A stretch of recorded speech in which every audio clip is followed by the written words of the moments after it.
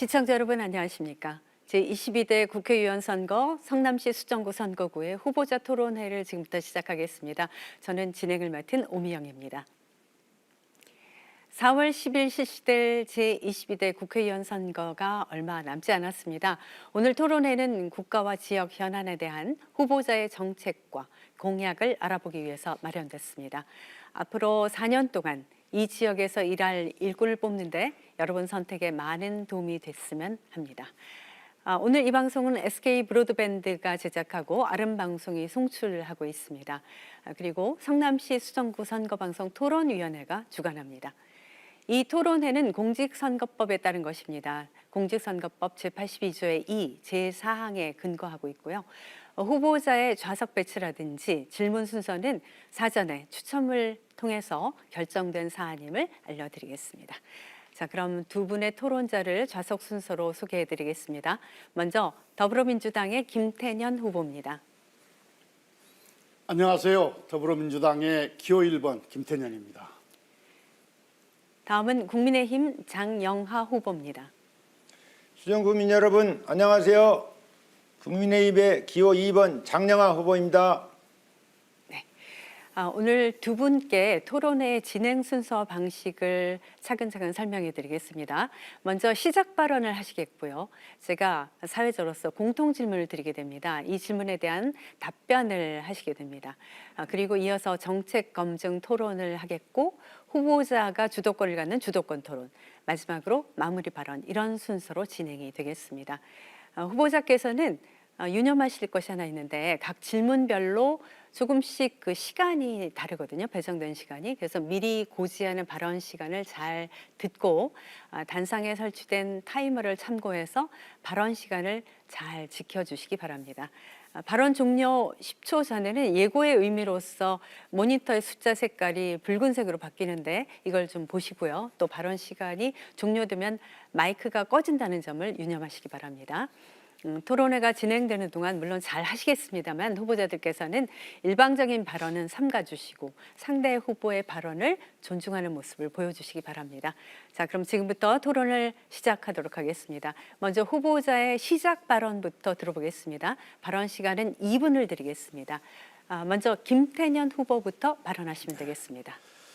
존경하는 성남 시민 여러분, 수정 구민 여러분, 총선이 본격적으로 시작이 되었습니다. 보통 선거를 하면 정당이나 후보가 그 선거의 성격이나 의미에 대해서 유권자들께 말씀을 드립니다마는 이번 선거는 오히려 우리 국민들께서 시민들께서 매우 명확하게 이번 선거의 성격과 의미를 부여해 주고 계시는 것 같습니다. 윤석열 정권 심판해야 한다. 분명하게 말씀해 주고 계십니다. 갈 길을 제시해 주고 계십니다. 지난 2년 동안 우리 국민들께서는 윤석열 정부를 경험했습니다. 경제와 민생은 파탄 지경입니다. 못 살겠다, 심판하자, 이렇게 말씀하고 계십니다. 대통령 일가와 관련된 온갖 추문들이 해외 언론에까지 보도가 되고 있습니다. 창피하다, 심판하자, 이렇게 말씀하십니다. 윤석열 정권의 무도한 입막음에 국민은 숨막힌다, 심판하자, 이렇게 말씀하고 계십니다. 민주, 민생, 경제, 평화 모두 퇴행을 거듭하고 있습니다. 지금 당장 무능하고 무법한, 그리고 무책임한, 무대책인, 그리고 우리 국민의 삶에 무관심한 윤석열 정권을 바로 잡아야 합니다. 지금 바로 잡지 않으면 이 위기는 재앙이 될 것입니다. 성남 시민 여러분, 수정 구민 여러분, 도도하게 흐르는 우리 성남 시민의 민심을 보여주십시오. 저 김태년이 우리 구민 여러분의 손과 발이 되어서 확성기가 되어서 든든한 힘이 되어 이 국민 위에 군림하는 윤석열 정권의 실정을 시간은 모두 종료됐습니다. 시작 발언 듣고 있습니다. 장영하 후보 이번엔 발언을 하시면 되겠습니다. 존경하고 사랑하는 수정 구민 여러분 안녕하십니까? 국민의힘 기호 2번 장영하입니다. 김태년 후보는 지난 20년간 16년간 국회의원을 했습니다. 국민 여러분, 김태년 의원이 16년간 한 일 중에 여러분 기억나는 게 있습니까? 집권 여당의 막강한 원내대표 시절에 임대차 3법을 밀어붙여서 부동산 값을 폭등시킨 것 외에는 저는 기억나는 게 없습니다. 태평 3동에 동부 센트레빌이 있는데 그 앞에 진입로 150여 미터의 진입로가 정말 가파릅니다. 그 길에 주민들이 겨울이면 눈 내리면 살얼음판을 걷다가 미끄러진 일이 다반수라고 들었습니다. 그분들이 저에게 그곳을 좀 해결해달라, 그곳에 에스컬레이터 좀 설치해달라 이렇게 저한테 간곡히 요청을 했습니다. 김태년 후보는 정말 이것에 대해서 한 번이라도 깊게 생각해봤는지 고민을 해봤는지 전 잘 모르겠습니다. 저는 그 문제를 듣고 깊은 숙고 끝에 그곳은 에스컬레이터 설치할 것이 아니라 경사형 엘리베이터를 놓을 것이다 이렇게 생각을 해냈습니다.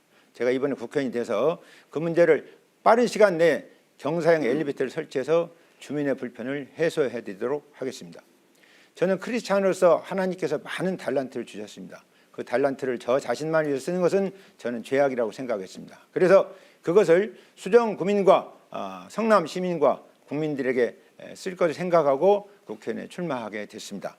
여러분, 저는 이번에 국회의원이 당선되면 수정구에 살기 좋은 수정구, 행복한 수정구를 만들도록 하겠습니다.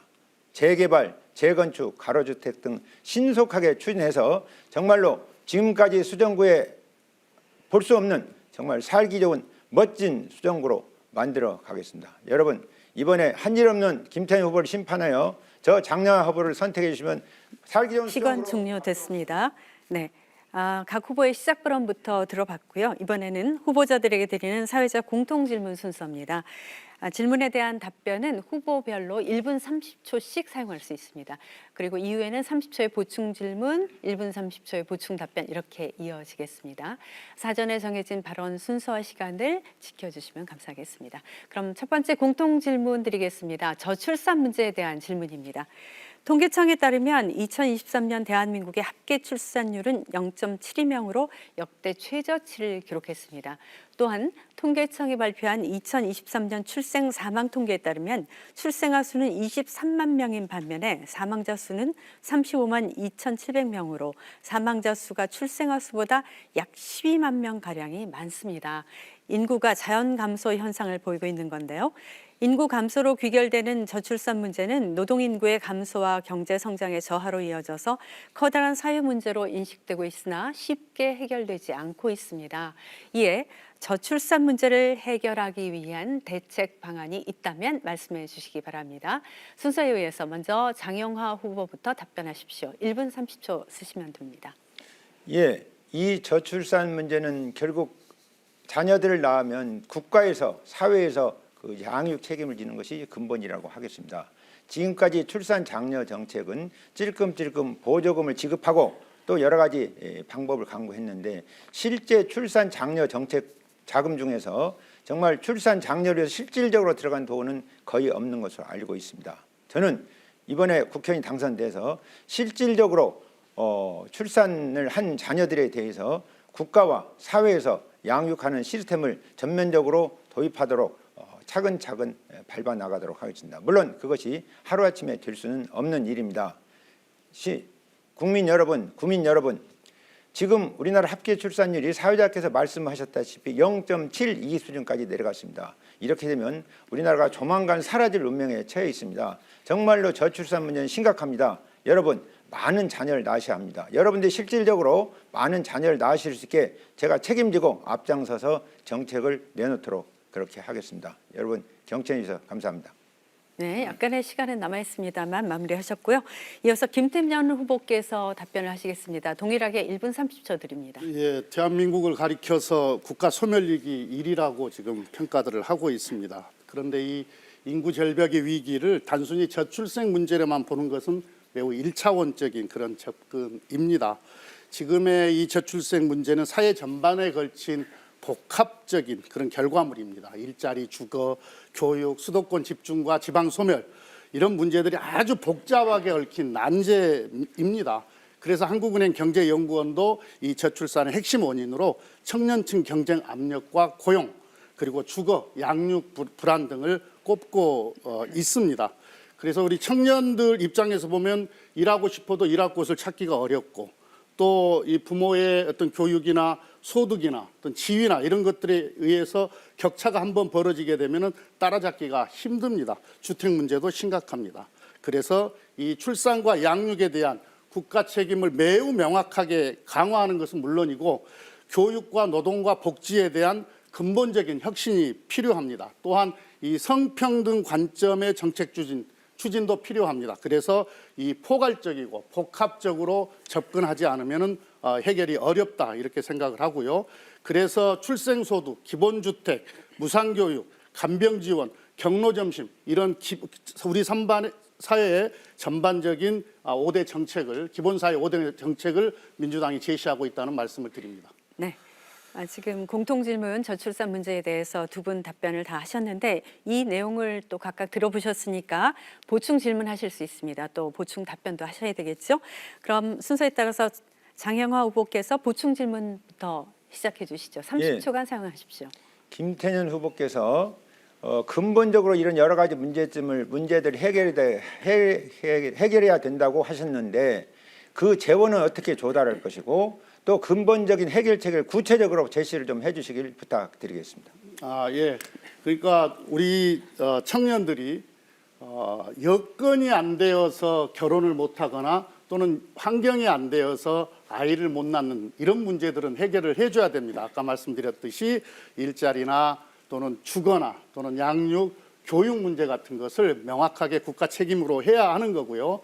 지금 이 재원 문제와 관련해서는 우리 사회의 기본적인 합의를 통해서 이 고소득층이나 또는 가진 사람들 중심으로의 중심의 증세가 필요합니다.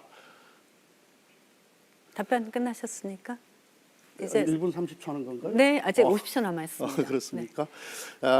그래서 태어나면서부터 교육을 받고 또 사회 구성원으로 살아가는 모든 과정에서 우리 국민 모두가 기본적인 삶의 조건이 만들어진 그런 기본 사회를 만들어야 하고요.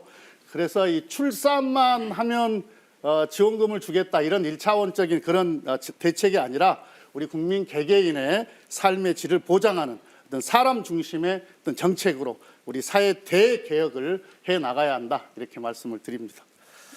네. 자, 다 사용하신 것으로 간주하고 김태년 후보가 이번에는 보충 질문을 던지실 수 있습니다. 질문은 30초, 답변은 1분 30초입니다. 질문해 주시죠. 예, 윤석열 대통령께서 구조적 성차별은 없다고 선언을 한 바가 있는데요. 제 경험으로 비춰보건대 경력 단절, 독방, 육아 등 이 여성들의 희생에 기반한 정책은 결코 성공할 수가 없습니다. 이 성평등한 사회를 어떻게 만들 것인지에 대한 이 비전 없이 실효성 있는 저출산 대책은 불가능할 텐데요. 우리 장 후보께서는 어떤 대책을 갖고 계신지 말씀해 주시면 고맙겠습니다. 예, 여성이 행복한 세상이 아름다운 세상입니다. 여성은 영원히 물리적 면에서 그렇고 여러 가지 면에서 사회적 약자일 수밖에 없습니다. 그래서 여성의 육아 부담을 덜어주고 또 출산 후 여러 가지 문제들을 해결해 줘야 됩니다. 그래서 제가 아까 저출산 문제에 대한 대책으로서 국가에서 지금까지 해온 방식으로 찔끔찔끔 돈을 지원해 준다든지 실질적으로 출산 장려책으로 해서 여러 가지 정책을 하지만 실질적으로 그 많은 사용하는 예산들이 정말 출산 장려 정책에 직접적으로 사용되는 것은 극히 일부에 불과합니다. 이런 것들을 대폭 실질적으로 그 출산 장려책으로 실제 쓰이게끔 만들어야 됩니다. 그래서 이것에 대해서 국가에서 또 사회에서 또 지방자치단체에서 시스템적으로 접근해야 됩니다. 그래서 이렇게 자녀들을 출산할 경우에 가정에만 양육 책임을 맡길 것이 아니라 사회에서 국가에서 지방자치단체에서 양육 책임을 맡도록 근본적으로 출산 장려 정책을 개정을 해서 바꿔서 그야말로 자녀들 낳으면은 내가 큰 양육 책임이 안 져도 된다. 내가 양육할 필요가 없다. 그런 부담을 덜어줘야만이 실질적인 출산 장려책이 되고 또 우리나라 인구 소멸 위기에서 벗어날 수 있다고 생각합니다. 네, 여유 있게 끝내셨고요.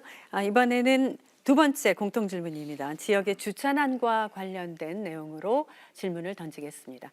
옛 시청 소재지이자 성남의 원도심이라고 할 수 있는 수정구 지역은 좁은 도로와 밀집한 상가로 인해서 주차 공간이 매우 부족한 상황이지요.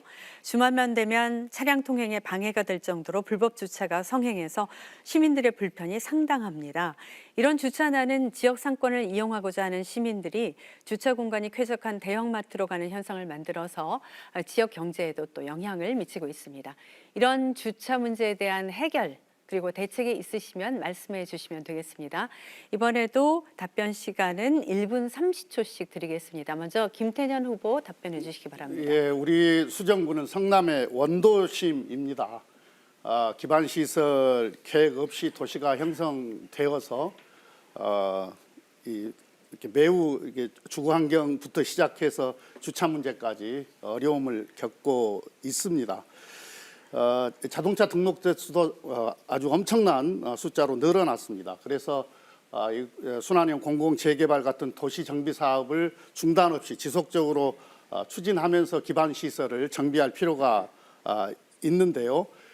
그동안에 이제 여러 방안들을 가지고 주차 공간을 확보하기 위해서 많은 노력들을 해 왔습니다. 그러나 여전히 우리 시민들께서 생각하시기에는 많이 부족합니다. 지금 현재 우리 수정구 전체 공영주차장은 179개가 있는데 주차 면수가 8,651면입니다. 지난 의정활동 기간 내내 우리 시도의원들과 또는 시당국과 적극적으로 협력하면서 주차장을 확보를 해왔는데요. 수정 커뮤니티센터 준공하면서 635면 그리고 중앙공설시장 현대화 사업하면서 460면도 확보를 했고 그리고 얼마 전에 완공된 태평공원에도 120대 규모의 주차장을 확보를 한 바가 있습니다. 앞으로도 유유부지를 적극 활용하면서 주차장 확보에도 힘을 쓰겠고 우리 공공시설 신축 시에 공용주차장을 쓸 수 있도록 그렇게 노력하겠습니다. 네. 자, 시간 완료됐습니다.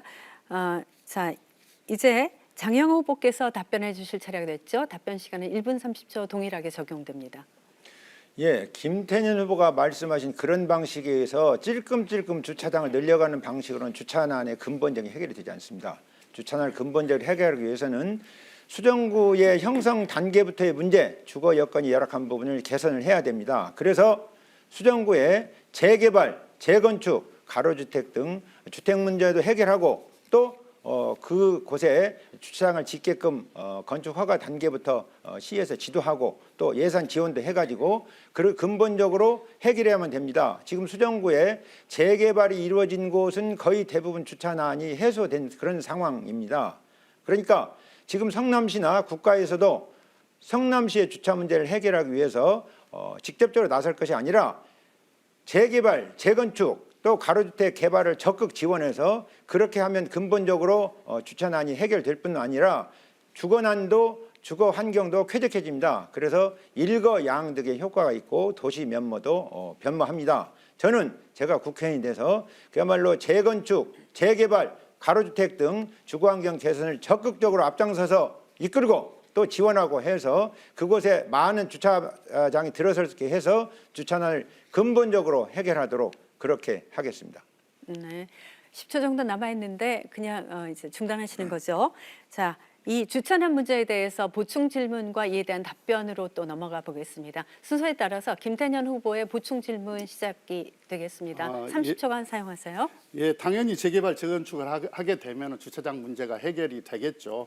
지금 질문은 재개발, 재건축이 되기 전에 현재 낙후되어 있는 여러 가지 어려움을 겪고 있는 주차 문제를 어떻게 해결할 것인가에 대한 질문이었다고 생각을 하고요. 우리 후보자께서 학교 지하 주차장, 학교에 운동장에 지하 주차장을 조성하겠다 이렇게 공약을 과거에 했던데 우리 수정구 금빛 초등학교에 지하 주차장 공사할 때 여러 가지 학교 운동장을 쓸 수 없었던 사실은 잘 알고 계시죠. 그래서 교육 당국이나 우리 학부모들의 반대가 있는데 이 문제는 어떻게 해결하실 수 있습니까? 네, 시간 이제 질문 시간은 다 허용이 된 시간 지났고요. 보충 답변 들어가야 됩니다. 장영 후보 1분 30초간 보충 답변해 주시기 바랍니다. 예, 제가 얼마 전에 임태희 경기도 교육감을 만나서 학교 지하 주차장, 특히 서중의 지하 주차장 문제를 의논한 적이 있습니다. 지금은 학생 수가 급속히 줄어가서 심지어는 폐교하는 학교도 많이 있습니다. 그래서 이런 학교는 공공재산입니다. 주민들을 설득하고 학생들이 줄어가는 것을 주민 편익시설을 제공한다는 측면에서 학교 지하 주차장을 적극적으로 만들어야만 됩니다. 지금까지는 일부에서 이제 그 학부모들이 반대했는지 모르지만 제가 그런 부분을 앞장서서 학부모들과 주민들을 설득하고 또 효율성, 효과성을 추구해서 그야말로 그 부분을 충분히 지을 수 있다고 생각을 합니다. 지금 이제 김태년 후보는 그런 부분에서 과연 구체적으로 어떤 노력을 해오셨는지 저는 정말로 안타깝고 16년 동안의 국회의원을 하시면서 정말 제가 생각에는 별로 한 것이 없다는 생각을 하는데 주민 여러분 동의하시라고 생각을 합니다. 저는 이런 문제를 근본적으로 해결해야만, 아까도 말씀드렸습니다마는 주차난 문제를 해결하는 데 있어서 재개발, 재건축, 가로주택을 촉진해가지고 근본적으로 주차난을 해결해야 되듯이 학교 지하 주차장도 이런 문제로 해서 근본적으로 해결해야 된다. 그런 기회에 학교 주차장만 짓는 것이 아니라 국가 예산으로 학교 시설에 강당을 짓는다든지 체육관을 짓는다든지 또는 수업 시설을 보충한다든지 이렇게 하면 주민들이 네, 충분히 설득될 수 있다고 생각합니다. 종료됐습니다. 이어서 장영하 후보께서 주차난과 관련해서 보충 질문하실 수 있습니다. 30초 사용하십시오. 예, 김태년 후보께서는 16년 동안 국회의원을 했습니다. 16년 동안 국회의원을 하는 동안에 아까 여러 가지 주차장 부분에 지은 것을 말씀하셨는데 그것만 가지고는 근본적으로 주차난이 해결되지 않습니다. 정말 수정구는 주차난이 아주 심각한데 그 문제의 근본적인 해결을 위해서 16년 동안 한 일 또 어떤 고민을 해오셨는지 그것들을 좀 설명해 줄 것을 부탁드립니다. 예, 주차장을 만들려면은 당연히 부지가 있어야 됩니다. 주차장 한 면 만드는데 약 1억 원 정도가 든다고 합니다. 그래서 지금 아까 말씀드렸듯이 수정구 전체에 공영 주차장을 179개를 확보를 했고요. 또 주차 면수는 8,651면을 만들었는데 이 과정에서 저의 지원도 있었다는 말씀을 아까도 드렸습니다. 그런데 이제 상권 활성화 사업하고도 관련이 있는 건데 2020년에 수정 커뮤니티 센터를 준공하면서 635면 그리고 2021년 성남 중앙공설시장 현대화 사업 때 여기는 한 200억 정도의 국비가 지원이 됐는데요. 주차장 460면을 확보를 했습니다. 그리고 얼마 전에 태평공원 개장한 거 잘 알고 계셨을 텐데 원래 지하주차장이 없었거든요. 그런데 우리 주민들의 의견을 받아들여서 약 한 120면 정도 규모의 지하주차장도 만들어서 우리 시민들께 개방하게 되었다 말씀을 드립니다. 그리고 아까 제가 특이하게 이제 수정경찰서 민원동을 지을 때 2개 동은 공영주차장으로 활용할 수 있게 만들었다 이 말씀을 드리는데 앞으로 우리가 주차장을 확보하는데 좋은 시사점이 될 거라고 생각합니다. 우리가 수정구의 공공시설을 신축할 때 공영주차장으로 활용할 수 있는 그런 대책들을 만들었습니다. 시간은 종료됐습니다. 자, 공통질문 세 번째 공통질문으로 넘어가겠습니다. 지속적으로 상승하는 물가에 대한 대책 알아보겠습니다. 최근에 통계청이 발표한 소비자 물가 동향에 따르면 2024년 2월 소비자 물가 지수는 전년도 동월에 비해서 3.1% 상승한 것으로 밝혀졌습니다. 특히 일상생활에서 가장 체감이 많이 되는 신선식품 지수의 경우 전년도 동월에 비해서 20%가 상승해서 가장 높은 상승률을 기록했는데요.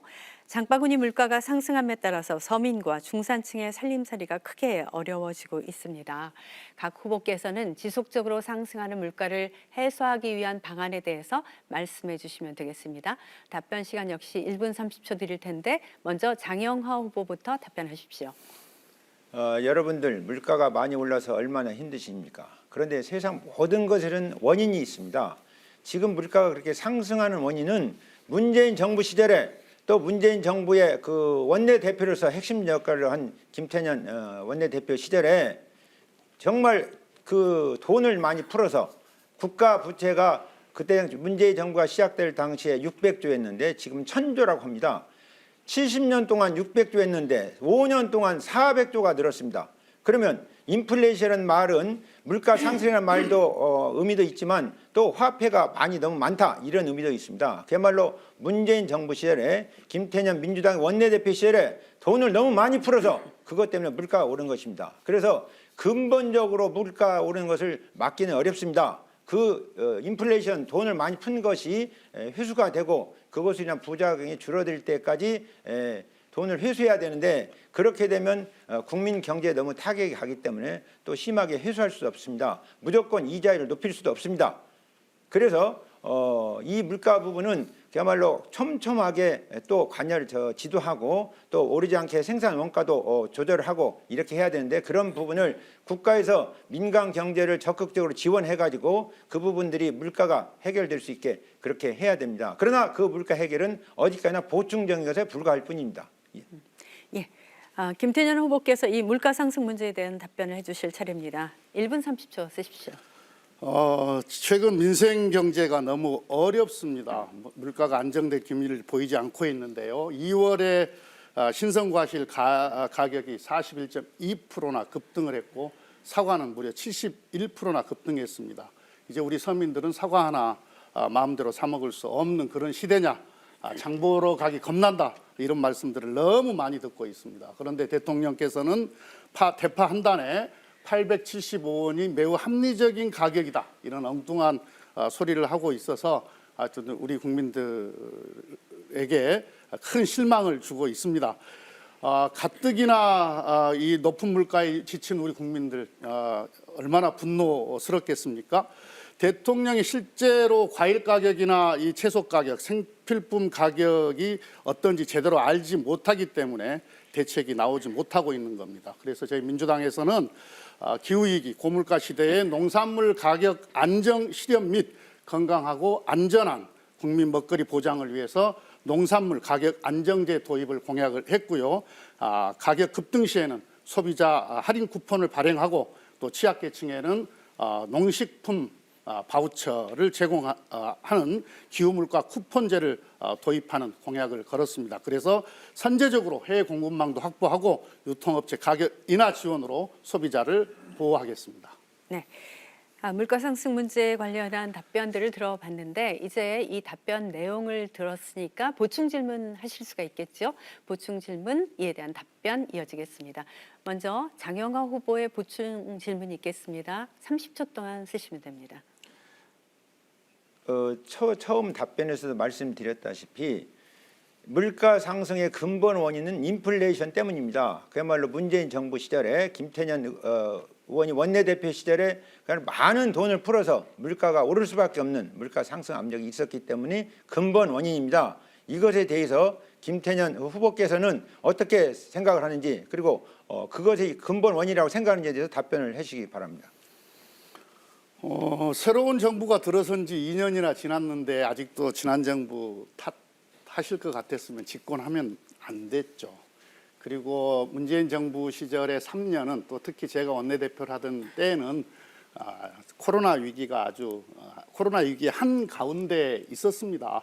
우리 국민들이 코로나 때문에 너무 힘들어했고 뭐 기업이 되었던 또는 소상공인이 되었던 또는 가게가 되었던 큰 위기 속에서 어려움을 겪고 있었고 그래서 전 세계가 이 위기를 극복하기 위하여 이른바 재난지원금 형태의 지원금을 전 국민들한테 이렇게 지급을 했습니다. 그런데 다른 나라에 비해서 우리나라가 훨씬 더 적은 그런 재난지원금을 지급하고도 가장 양호하게 이 코로나를 극복했다. 일상이 깨지지 않으면서도 일상생활을 유지하면서도 코로나를 극복한 가장 모범적인 국가였다. 이렇게 평가를 하고 있지 않습니까? 그래서 그때 전 세계에서 대한민국에서 배워라 이런 찬사를 받았고 해외 언론에서도 극찬을 했던 바가 있습니다. 그래서 이 코로나 이 위기 속에서도 선진국에 우리가 진입을 할 수가 있었던 것이죠. 이제는 지난 정부 탓하면 안 됩니다. 네. 그럼 이번엔 김태년 후보께서 보충 질문을 하실 수 있습니다. 30초 드리겠습니다. 예, 얼마 전에 국민의힘 한동훈 위원장이 라면, 통조림 같은 가공식품 인하 또는 식재료 등 서민 생활과 밀접한 분야에 대해 한시적으로 부가가치세를 5%로 인하하겠다. 이걸 정부에 강하게 요구하겠다. 이렇게 발표를 한 바가 있는데요. 전문가들은 부가세 인하가 소득에 관계없이 모두에 적용되기 때문에 정작 필요한 사람들에게는 혜택을 보기 힘들고 재정 건전성에도 문제가 있다라고 지적을 하고 있는데 이에 대해서 장 후보께서는 어떻게 생각하십니까? 네. 이제 예, 시간이 한동훈 그 위원장께서 하신 말씀은 서민들이 많이 필요로 하는 것에서 부가가치세를 10%에서 5%로 내리겠다는 것이 모든 부가가치세를 내리겠다는 것이 아닙니다. 엉뚱하게 마치 모든 부가가치세를 내리자고 한 것처럼 이렇게 주장하시는데 그건 틀렸다고 잘못했다고 말씀드리겠습니다. 지금 이제 김태년 의원께서는 집권한 지 2년이나 지났는데 아직도 전임 정부 탓을 하느냐?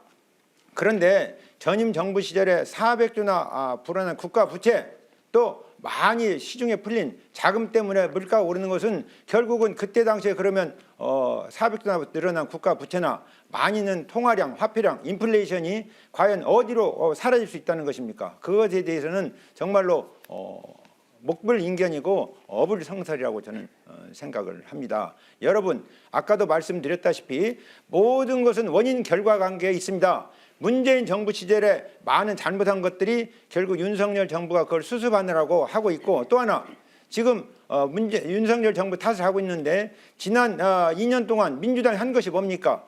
우호 세력까지 180석 가까운 의석으로 그야말로 윤석열 대통령이 하는 것을 사사건건 발목을 잡았습니다. 그래 놓고도 일을 못한다, 처리 못한다 이렇게 하는데 그야말로 그것은 정말 도저히 입에 올릴 수 없는 도둑놈 신바라 할 수 있다고 저는 생각을 합니다. 여러분 참고해 주십시오. 네. 자, 이렇게 해서 지금 세 번째 질문까지 드려봤고 공통 질문 네 번째 순서로 넘어가겠습니다. 신속한 도시 정비 방안에 대한 내용이 되겠습니다. 성남시의 원도시민 수정구는 노후 주택이 밀집돼 있고 도로가 좁아서 화재 시 소방차의 통행이 어려운 등 여러 문제점이 발생하고 있습니다. 최근에 일부 지역에서 도시 정비가 추진되고 있으나 여전히 대다수 지역은 추진이 지지부진하다고 볼 수가 있는데요. 신속한 도시 정비를 추진하기 위해서 필요한 방안에 대해서 말씀을 해주시면 됩니다. 이번에도 답변 시간은 각각 1분 30초씩 드릴 텐데 김태년 후보부터 답변해 주십시오.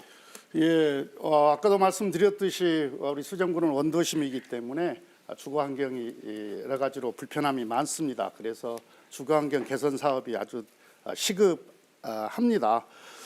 그동안 우리가 이제 단대동하고 신흥 이동에 재개발을 성공시켜서 그것도 순환형 공영 재개발을 성공시켜서 가옥주나 세입자 모두 다 만족하는 그런 재개발을 진행을 한 바가 있고 또 우리가 지금 2030 도시정비 계획에 의해서 성남 수정중앙구의 5군데 중에 우리 수정구에 4군데가 지금 예정이 되어 있습니다. 그게 수진 1동, 신흥 1동, 그리고 태평 3동, 신흥 3동이 예정이 되어 있는데요. 차질 없이 이 추진은 돼야 될 것이고 이 추진 과정에서 적극적으로 지원하겠다 하는 말씀을 드립니다. 그리고 지금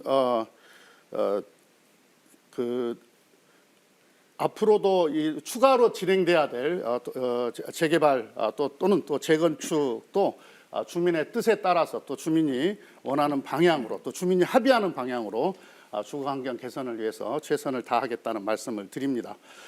주거는 삶을 영위하는 기본 조건이기 때문에 수정 구민의 주거권을 보장하고 또 주거 취약계층을 보호할 책무가 역시 저희들한테 있기 때문에 최선을 다하겠다. 답변 시간 종료됐고요. 장영화 후보께서 답변해 주십시오. 1분 30초 쓰시면 됩니다.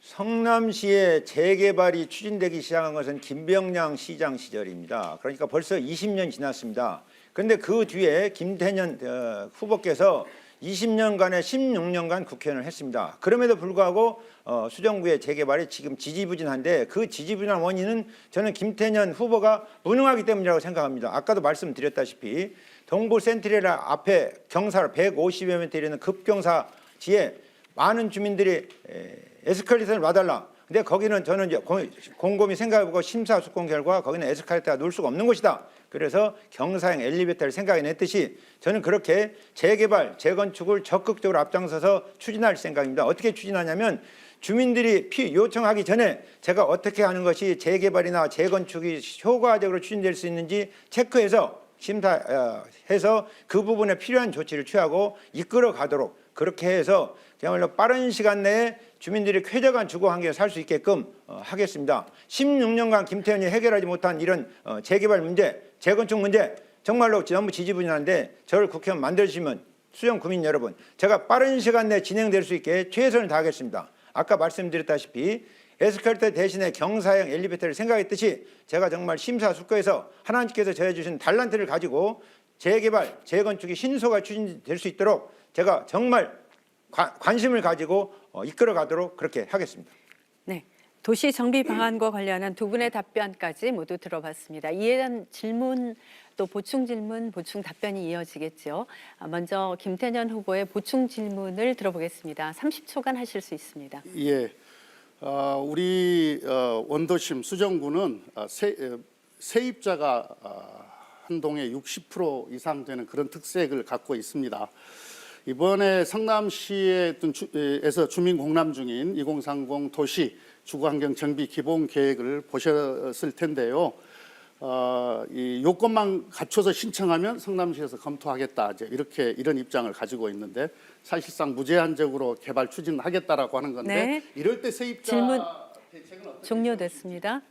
답변을 주시면 감사하겠습니다. 지금 수정구에서 가장 뜨거운 감전은 태평 이사동의 재개발 문제입니다. 그런데 민주당 집권 시절, 그러니까 이재명 성남시장 시절, 김태년 의원이 국회의원 시절에 그 태평 이사동을 재개발 계획에 쓴 것을 재개발을 해제하고 없앴습니다. 그래서 태평 이사동 주민들이 많이 분노하고 있는데요. 그것에 대해서 빨리 재개발이 추진돼야 된다는 생각을 하고 그 태평 이사동에 대해서 김태년 의원은 국회에서 환경 개선 자금을 100여 원 가까이 끌어와서 사실상 그 돈을 헛돈을 쓰면서 허송세월을 했습니다. 그런 돈을 가지고 세입자 대책을 세워야 되고 그다음에 태평 이사동에 대해서 가로주택을 추진하면서 가로주택은 세입자에 대한 혜택이 거의 없습니다. 그러니까 김태년 의원은 세입자에 대해서 전혀 고려하지 않고 저에게 세입자 대책을 물어보셨는데 정말 가소로울 일입니다. 여러분, 실질적으로 세입자도 가장 중요한 유권자 중에 하나고 특히 수정구에서는 가장 많은 주민 중에 하나입니다. 세입자가 실질적으로 혜택을 볼 수 있게 해야 되는데 실질적으로 혜택을 보기 위해서는 그야말로 비용을 절약하고 생산적인 재건축, 재개발이 이루어져야 됩니다. 또 저는 국회의원이 되면 국가 예산을 내년처럼 쓰는 방법에 대해서 여러 가지 제시하고 제안을 하겠습니다. 그런 돈을 가지고 세입자 대책을 근본적으로 강보도록 그렇게 하겠습니다. 재개발하는 데 있어서도 혁신적인 아이디어를 도입을 해서 세입자 문제를 근본적으로 배려하도록 세입자를 따뜻하게 보듬도록 그렇게 하겠습니다. 네, 장경화 후보 이제 답변을 하셨고요. 그 보충 질문이 있겠습니다. 질문 시간 30초 사용하시면 됩니다. 지금 수정구의 재개발 재건축 문제가 지지부진한데 그 지지부진한 원인에 여러 가지가 있습니다. 그런데 실질적으로 그때 당시에 수정구의 국회의원으로서 재개발을 돕는 김태년 의원으로서 어떤 일을 했는지 그것에 대해서 구체적으로 추상적인 답변해 주지 말고 구체적으로 내가 이런 역할을 했다, 이렇게 방안을 추진했다 하는 것을 설명해 줄 것을 부탁드립니다. 짧은 시간에 구체적으로 이야기하라고 하니까 조금 곤란하긴 한데요. 아까 말씀드렸듯이 우리 수정중원구는 세입자 비율이 60%가 넘습니다. 자칫 재개발 정책을 잘못했을 경우에 가옥주는 재입주를 못하고 세입자는 다 쫓겨나게 됩니다. 그래서 아까 민선 2기 말씀하셨나요?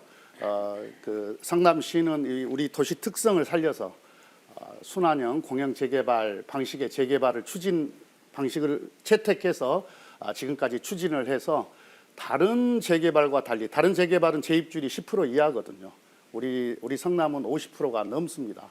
거기다가 우리 세입자들에게는 LH가 갖고 있는 임대 아파트를 제공해서 이른바 쫓겨나지 않는 세입자도 재개발을 환영하는 방식의 순환형 공공 재개발 방식을 채택해서 지금까지 추진을 해 오고 있고 이건 우리 가옥주나 세입자나 모두 만족하고 있고 또 다른 도시에서도 이 성남형 재개발을 벤치마킹해서 하기 위해서 많은 다른 지역에서도 배우러 지금 오고 있습니다. 제가 많은 어떤 이 공격을 받으면서도 이 정책을 일관되게 추진해 왔던 것은 모두가 웃는, 모두가 따뜻한 그런 재개발을 하기 위해서였습니다. 네, 이제 후보자들 그 모든 이 공통 질문에 대한 답변까지 들어봤고요. 후보자들의 공약 중요하죠. 그 공약을 들어보고 토론하는 시간으로 넘어가겠습니다. 공약은 후보자의 정책 방향을 판가름할 수 있는 중요한 척도라고 볼 수가 있습니다. 이 공약들을 들으시고 질문과 답변, 보충 질문과 보충 답변을 함께 들으시면서 후보자의 정책 공약을 검증할 수 있는 효과적인 토론이 이루어지길 바랍니다.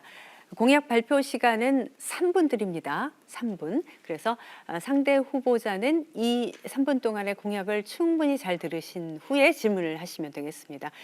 공약 발표 이후의 질문은 각각 30초씩 주어지고 답변은 1분 30초간 하실 수 있습니다. 순서에 따라서 먼저 장영하 후보의 공약 발표가 있겠습니다. 3분 동안 진행하시면 되겠습니다.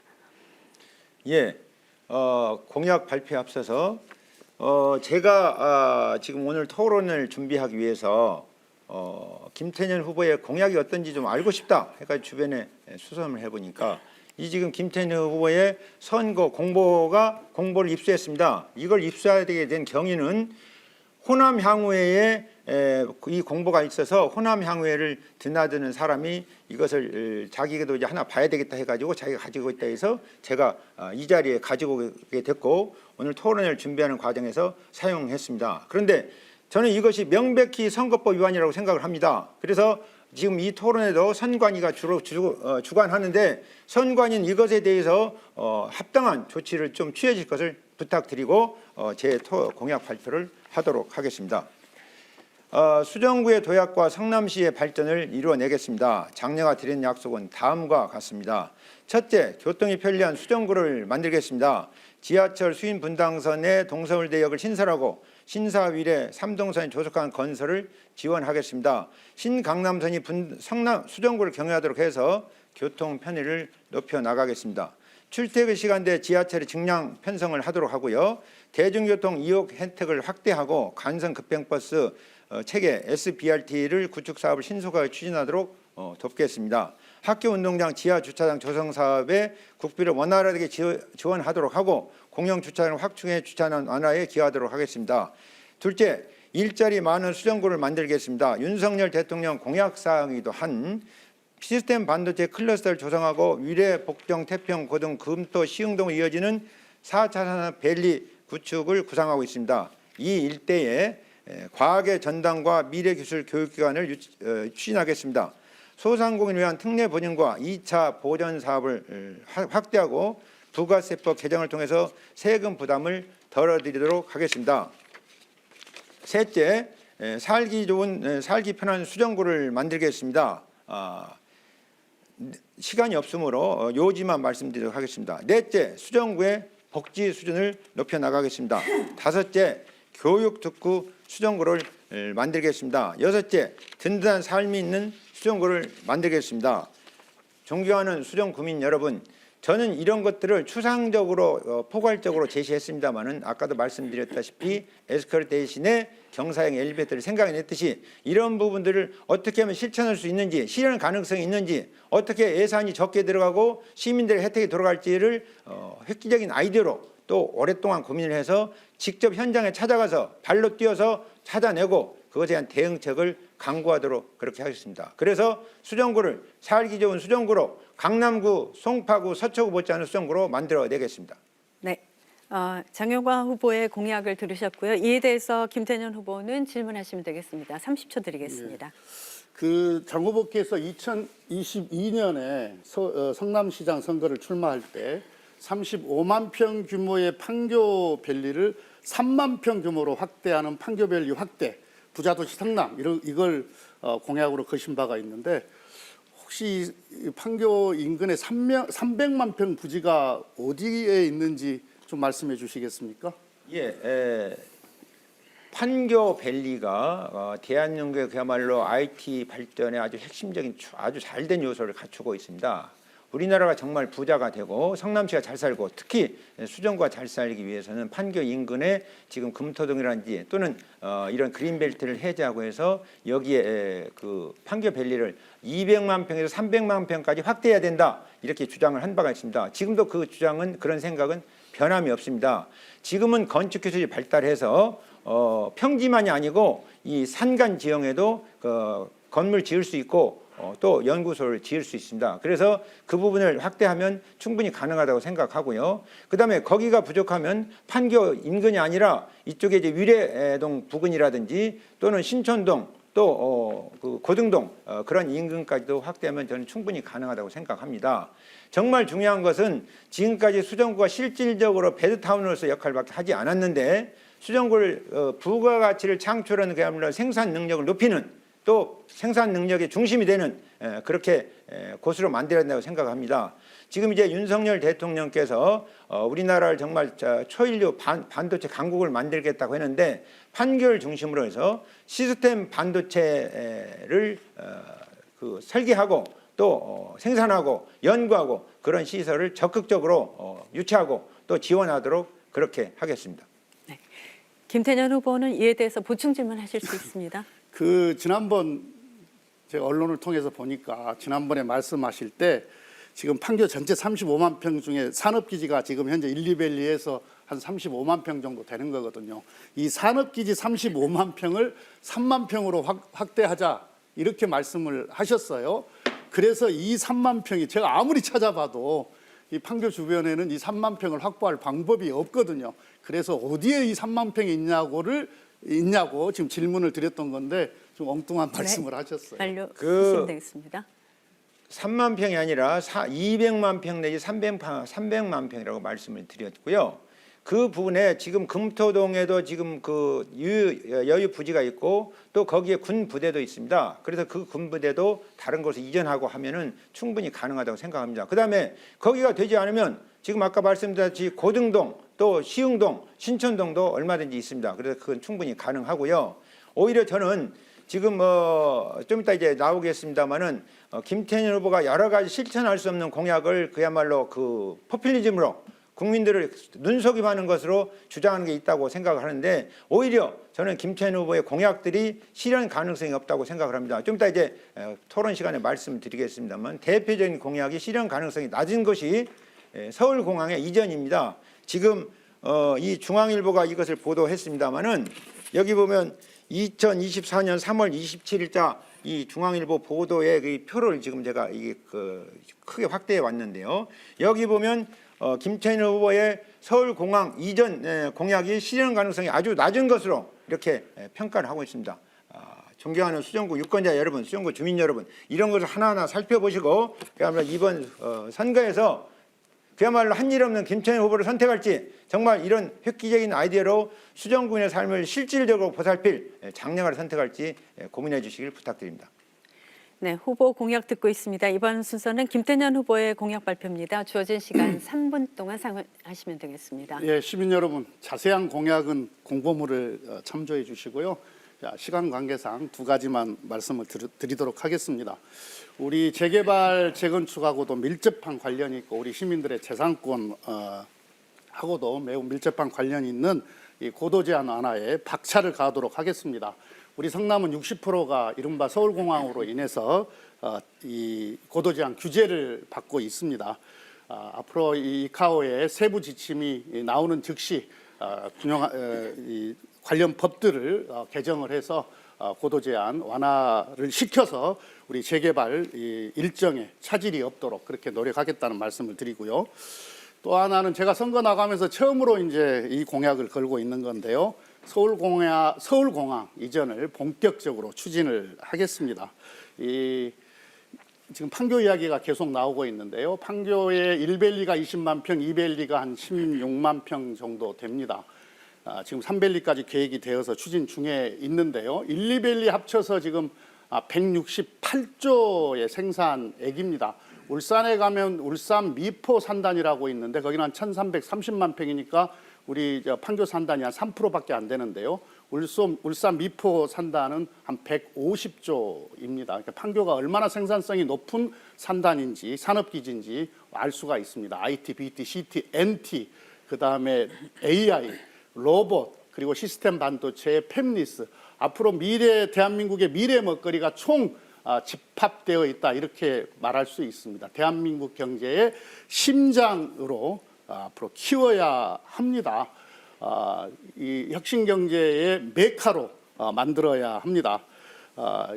지금 이 공약이 결코 쉬운 것만은 아닙니다.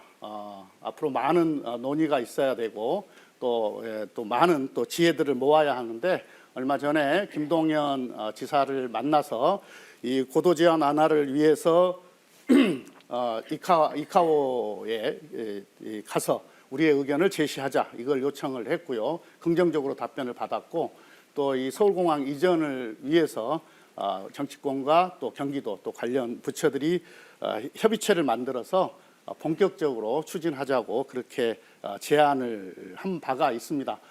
서울공항보다 훨씬 이전이 어려웠던 용산의 미군 기지도 평택으로 이전을 했지 않습니까? 우리 국가의 미래 전략상 꼭 필요하다고 한다라면 얼마든지 서울공항은 이전할 수 있다고 생각합니다.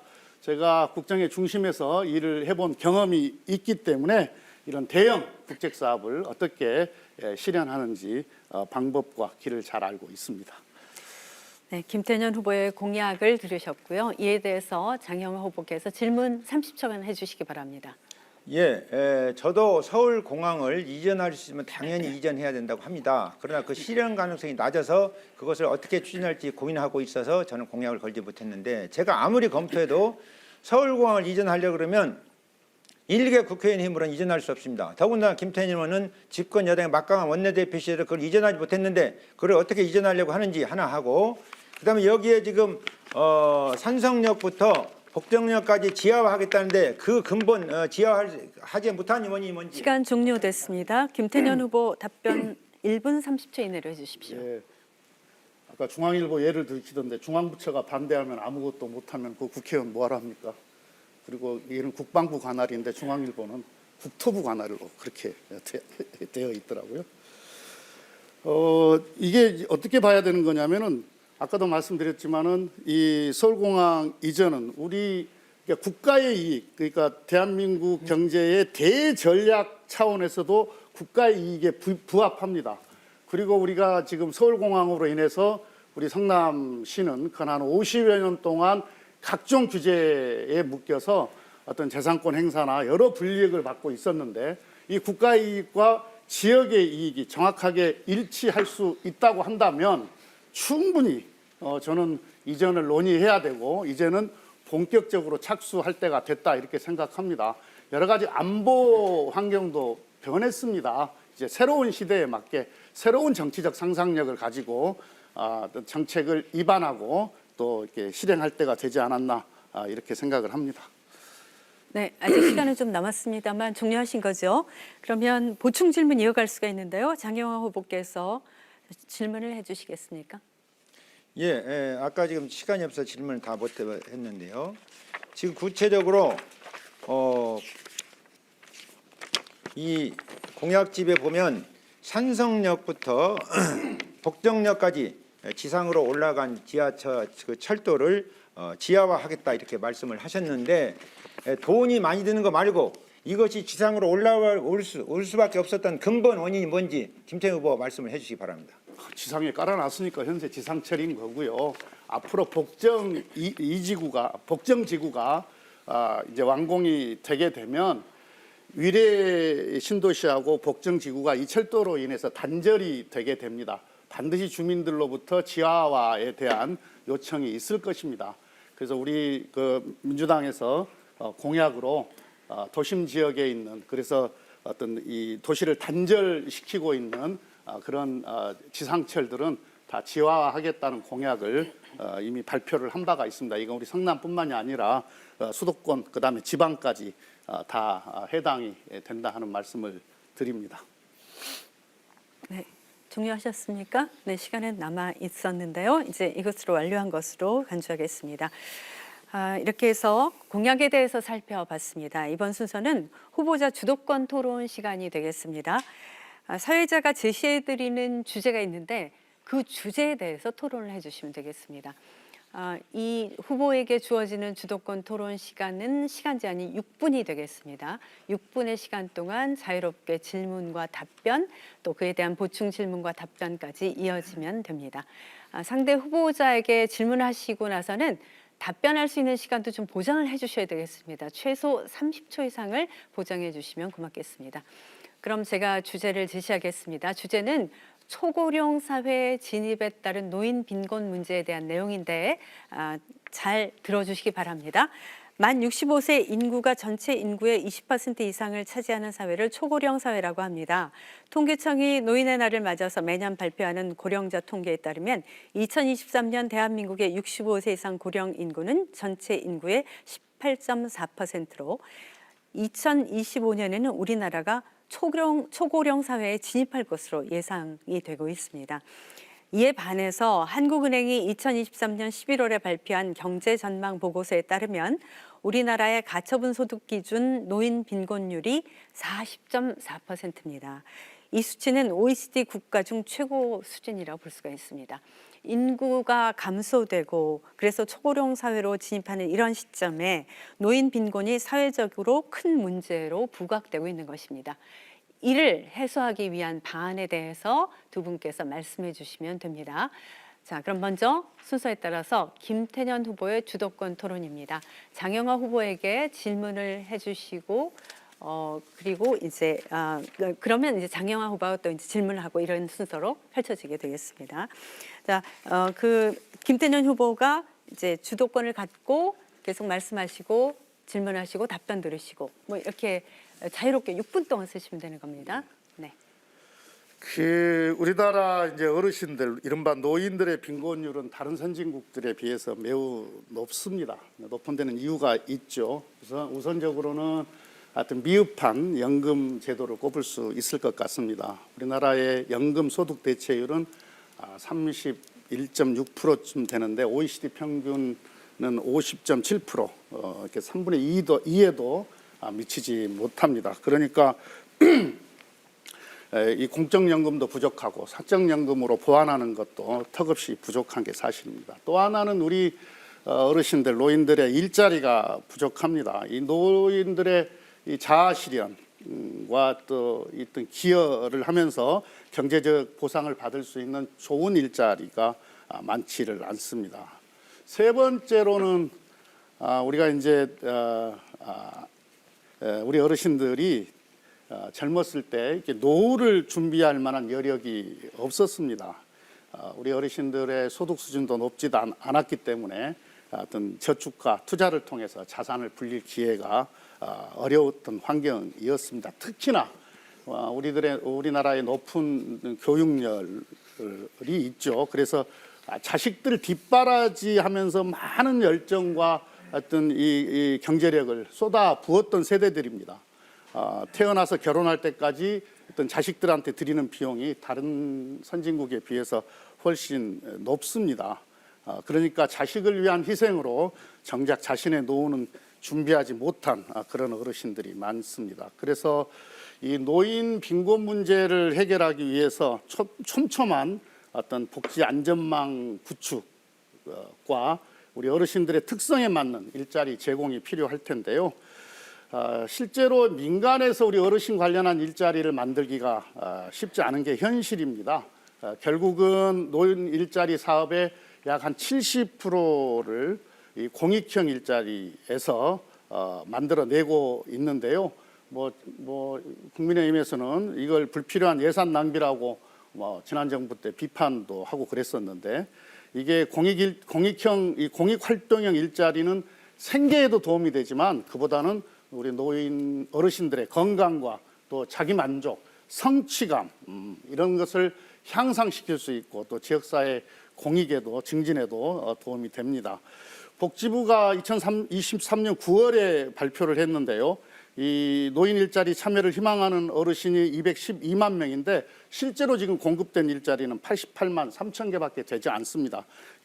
한 41% 정도밖에 수요를 충족 못 시키고 있는데, 앞으로도 우리 고령 인구는 계속 늘어날 거기 때문에, 그래서 또 수요가 늘어날 거기 때문에 이런 현실에 맞는 어떤 공익형 일자리 계속 늘려 나가야 한다. 네, 이런 잠시 말씀을 주도권 드립니다. 토론이기 때문에 예. 질문하시고 답변 들으시고 하는 것도 함께 해주셔야 됩니다. 본인의 얘기를 그건 뭐 발표를 쭉 하시는 것은 이제 아까 공약 발표에 충분히 하신 것으로 보고요. 그걸 함께 해주시면 고맙겠습니다. 질문과 답변. 우리 장 후보께 정년 연장 문제와 관련해서 한번 질의를 해보겠습니다. 여기 노인 빈곤 문제 해결을 위해서 정년 연장 문제가 지금 사회적 이슈이지 않습니까? 국민연금 수령 연령이 60세 이상으로 계속 높아지고 있는데 60세 정년은 소득 단절을 초래해서 노인 빈곤의 한 원인이 되고 있다. 이런 지적이 있는데 이에 대한 혹시 평소에 견해가 있으신지? 네, 장영 후보. 제가 답변하면 됩니까? 정년 연장은 너무 당연합니다. 사실은 정년을 없애야 합니다. 그리고 그 회사 측에 사주 측에 일 업무 능력이 떨어지거나 감당할 수 없을 때는 강제 퇴직시킬 수 있는 고령원에서 그런 권한을 주게 되면 됩니다. 그래서 저는 근본적으로 정년 연장이 아니라 정년을 아예 철폐해야 된다. 의견 답으로 하겠습니다. 30초 보장하게 돼 있는데 30초 지난 것 같아요. 윤석열 정부와 민주당이 공통으로 지금 국민들께 약속한 게 기초연금을 40만 원으로 인상하겠다 이렇게 공약을 했지 않습니까? 이 노인 빈곤율을 낮추기 위한 불가피한 조치일 텐데 문제는 지금 재원입니다. 그런데 지금 윤석열 정부에서 무분별한 감소로 인해서 지난해에는 56조 7조의 세수 감소가 있었고 재정 여력이 아주 형편없이 지금 나빠지고 있거든요. 이 공약을 지키기 위하여 이 노인 빈곤 문제를 해결하기 위해서 기초 노령연금 인상은 꼭 해야 하는데 이 재원 확보를 위해서 윤석열 정부가 감세 정책을 펴고 있거든요. 이에 대해서는 우리 장 후보께서는 어떻게 생각하시는지. 세금이라는 것도 결국은 국민들의 국가의 생산성이 높아져야만 세금이 증세가 이루어집니다. 일시적으로 그야말로 노인 그 빈곤을 해결하기 위해서 무조건 증세를 한다. 그렇게 되면은 결국 국가의 생산력이 떨어져서 결국 종국에는 세수가 아무리 세율을 높인다 하더라도 세수 자체가 줄어들게 마련입니다. 그래서 윤석열 대통령, 윤석열 정부는 국가 경제를 좀 살리고 또 국민 소득을 높이기 위해서 감세를 해서 국가 경제를 활성화하자. 그래서 세금이 자연적으로 증가되게 해서 그야말로 답으로 알겠습니다. 근데 지금 이 감세로 인해서 재정 여력이 악화되었기 때문에 국민의힘은 이 공약을 못 지킬 것 같은. 네, 약속드린 6부대 시간이 경과됐습니다. 저희가 이제 주도권 토론은 이제 전반적으로 본인의 주도하에 진행하는 것은 맞습니다만 공약 발표와는 달리 이제 필요한 부분을 질문하고 답변하는 시간으로 진행이 됐으면 좋겠습니다. 그리고 답변은 30초 보장해 주시면 고맙겠습니다. 이번에는 장영하 후보의 주도권 토론 이어가겠습니다. 김태년 후보에게 질문을 하실 수가 있는 겁니다. 네, 시작해 주시죠. 예, 주도권 토론에 앞서서 아까 미흡한 부분을 좀 보충하고 토론을 이어가도록 하겠습니다. 아까 지금 김태년 후보가 산성역부터 복정역까지 철도를 지하화한다는 것에서 그것이 왜 지상으로 나왔는지에 대해서 나와 있으니까 나와 있다 이런 정말로 성의 없는 답변을 했는데 그 원인을 근본적으로 알지 못하고는 그것을 지하화할 수 없습니다. 결국 그것은 철도가 올라갈 수 있는 구배가 있는데 그 구배가 산성역도 지금 심굴이 돼 있어가지고 상당히 많이 들어가 있는데 그거를 산성역부터 복정역까지 지하화하게 되면 그 부분이 철도의 구배 문제 때문에 지금 저쪽에 남한산성 입구역부터 그야말로 복정역 지나서 장지역이라든지 다른 역까지도 더 깊게 지하화하기 때문에 아주 많은 비용이 됩니다. 그래서 근본적으로 사실상 그거는 거의 불가능에 가깝다 이렇게 말씀드리고요. 또 하나 지금 여기 보면 이상직 의원이 김태년을 부탁해서 이스타항공 대표도 임명했다고 그러는데 이런 것들도 결국 효율성 없는 세상을 만들어서 노인 초고령 사회의 노인 빈곤에 기여하고 있다고 생각을 합니다.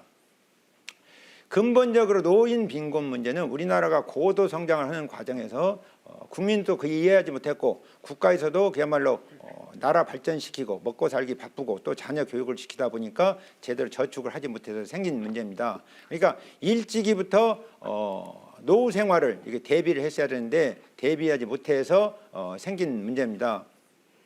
제가 며칠 전에 어느 경로당에 인사를 갔더니 컵라면을 먹고 있었습니다. 그러면서 어떤 어른은 아니 한 달째 이 컵라면을 먹고 있다. 이 나라가 이래도 되겠느냐?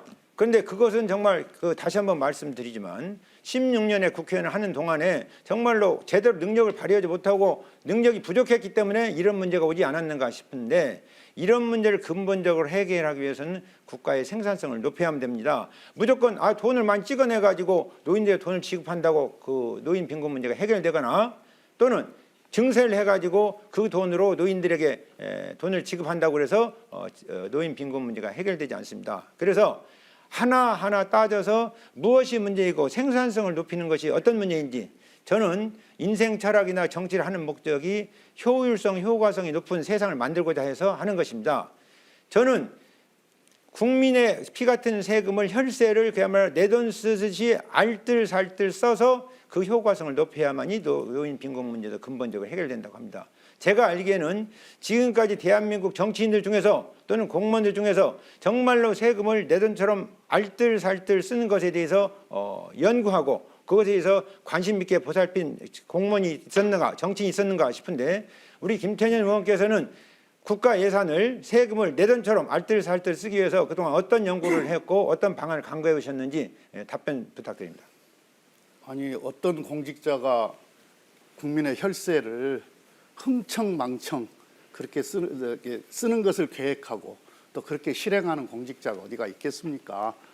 제대로 계획하고 제대로 실행해서 방금 말씀하셨던 것처럼 국민 삶에 가장 필요한 정책들을 가장 효율적으로 펼쳐야겠고 저도 그런 관점을 가지고 그 방향에서 끊임없이 노력해왔다 하는 말씀을 드립니다. 그런 노력의 구체적인 사례를 좀 몇 가지만 말씀해 주시기 바랍니다. 세 가지만 좀 말씀해 주시기 바랍니다. 16년 동안이나 국회의원 하셨으면 내가 그런 걸 위해서 정말 고민해왔다. 뭐가 있을 거 아닙니까? 단순히 웃기만 하실 것이 아니라 내가 정말 살기 좋은 세상, 효율성, 효과성 높은 세상, 피 같은 혈세를 정말 아끼는 것을 위해서 어떤 노력을 해오시는지 구체적인 사례를 세 가지만 좀 제시해 주시기 바랍니다. 모든 정책을 수립하고 또 실행하는 과정에서 국민 세금을 가장 효율적으로 사용하는 그런 방안들을 우선적으로 고민하면서 해왔다는 말씀을 드립니다. 특별히 한두 가지를 말씀드릴 사안이 아니고 모든 정책을 그렇게 만들고 실행해 왔다는 말씀을 드립니다. 어떤 일을 할 때 악마는 디테일이 있다고 합니다. 총론적으로 추상적으로 표현하는 것은 얼마든지 표현할 수 있습니다. 국민 여러분, 내가 여러분 잘 살게 해드리겠습니다. 여러분 부자 만들겠습니다. 얼마든지 할 수 있습니다. 그런데 그런 결과로 국민 여러분 잘 살고 부자가 됩니까? 구체적으로 실천해야만 되는 것입니다. 그런 실천 방안으로 아까 제가 말씀드렸다시피 에스컬레이터 대신에 경상 엘리베이터를 말씀드렸듯이 그런 부분에서 구체적으로 말씀을 해주시고 그런 해야 되는데 그런 고민이 전혀 없었던 것으로 그야말로 내가 국회의원으로서 배지나 달고 기득권 누리고 이렇게 해온 반증이 아닌가 싶습니다. 정말로 저 같으면 예를 들어서 국가에서 발주한 건축 공사를 하는데 설계 변경 원칙적으로 불허하겠다. 왜냐하면 설계 변경이 세금 낭비에 그야말로 비리의 온상이기 때문에 원칙적으로 불허하겠다. 그래가지고 그런 부분에서 정말 설계 변경의 필요성을 합당하게 평가위원을 둬가지고 증명하는 경우에만 입증하는 경우에만 설계 변경을 한다든지 이렇게 해서 효율성 높은 세상을 만들어야만이 노인 빈곤 문제도 근본적으로 해결된다고 생각합니다. 저는 국회의원이 되면 그런 부분들을 하나하나 고민해서 반드시 실천해 나가도록 하겠습니다. 여러분 보셨다시피 김태현님은 그런 부분에서 구체로 고민한 흔적을 좀 보여달라. 세 가지 좀 말씀드려달라 하니까 초지일관 추상적으로 표현합니다. 다시 말씀드리면 추상적인 표현은 누구나 할 수 있습니다. 좀 과장해서 표현하면 초등학생도 추상적인 표현을 할 수 있습니다. 여러분 그런 부분을 감안해서 이번 4월 10일 총선에서 수정구에서 정말 무능한 한 일 없는 김태현 후보를 심판하시고 저 장량화를 선택해 주시면 정말 수정구를 살기 좋게 멋있게 만들겠습니다. 예. 후보자 주도권 토론에 대해서 여러분 또 각 후보자 6분씩 주어진 시간을 활용하시는 모습을 잘 지켜보셨습니다. 오늘 준비된 후보자 간 토론은 여기까지 진행이 되겠습니다. 이제 토론을 마무리할 시간만 남았는데요. 오늘 토론한 내용에 대해서 다시 한번 강조하고 싶거나 미처 하지 못한 말씀이 있다면 이 맺은 말로 대신하시면 되겠습니다. 발언 시간은 한 분당 각각 2분씩 드리겠습니다. 순서에 따라서 먼저 장영하 후보께서 마무리 발언을 해주시면 되겠습니다. 네. 원고를 장영원 잠깐만 좀 후보께서 양해 부탁드립니다. 네, 카운트 시작됩니다.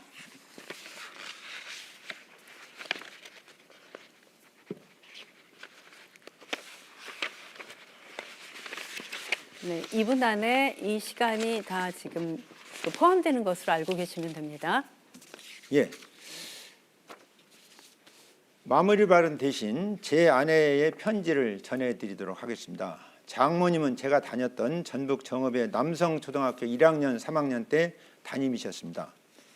존경하고 사랑하는 수정 구민 여러분, 장영아 후보의 아내입니다. 요즘 거리에서 많은 분들을 만나고 있죠. 차가운 제 손을 꼭 잡고 안아주시는 분들도 계시고 손수 커피를 다 주시는 어르신들, 쓴소리로 꾸짖어 주시는 분들, 그리고 어쩌다 저런 남편 만나 고생하느냐 하시는 분들도 계시지요. 모든 것이 제 남편에 대한 사랑의 표현이라고 생각합니다. 최근 몇 주간 많은 분들 앞에서 말할 기회가 생기고 손에 마이크를 들려주시면 참으로 힘들었습니다. 제 입을 떠난 말에 대한 책임감으로 생각을 멈추게 하고 혀가 무거워지더군요.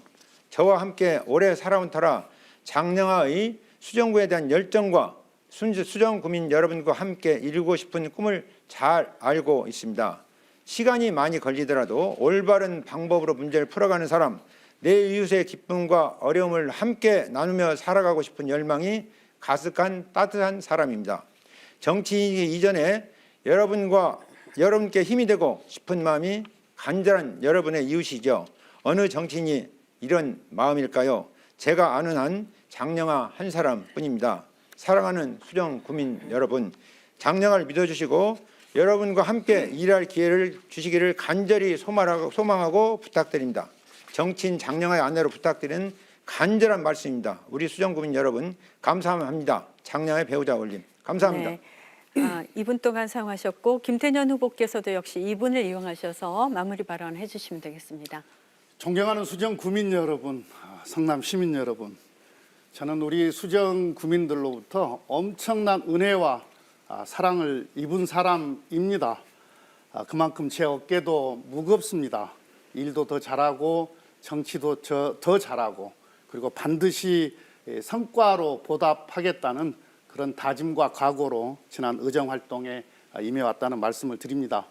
4번의 기회를 주신 덕분에 국정의 중심에서 책임 있는 역할을 맡아보기도 하고 또 거대 정당의 원내대표로 다수의 국회를 이끌면서 국가 대전략을 설계해 보기도 했습니다. 그렇게 쌓은 경험과 역량을 바탕으로 저는 중앙 정치부터 또 우리 수정구의 여러 지역 현안까지 꼼꼼하게 챙겨왔습니다.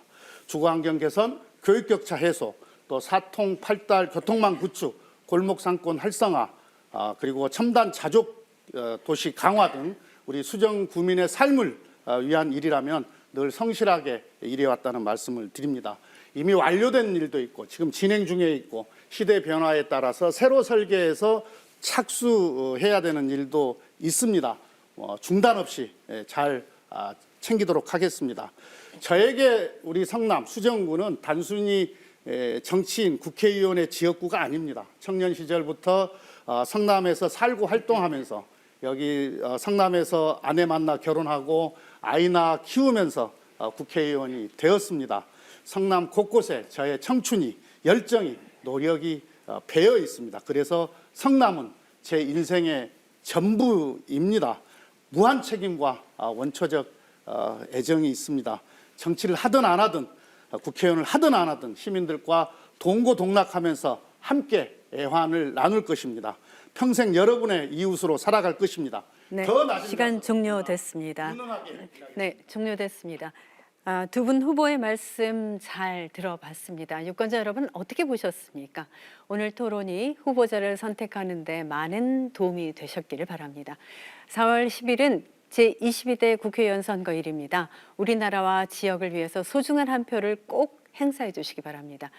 지금 보시는 이 방송은 중앙선거방송토론위원회 홈페이지 그리고 유튜브에서도 다시 보실 수가 있습니다.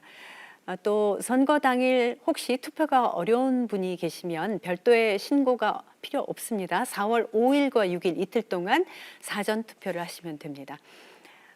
활발한 토론을 펼쳐주신 오늘 출연하신 두 후보자께 감사드리고요. 끝까지 시청해주신 시청자 여러분께도 감사의 말씀드리겠습니다. 성남시 수정구 후보자 토론회 모두 마치겠습니다. 고맙습니다.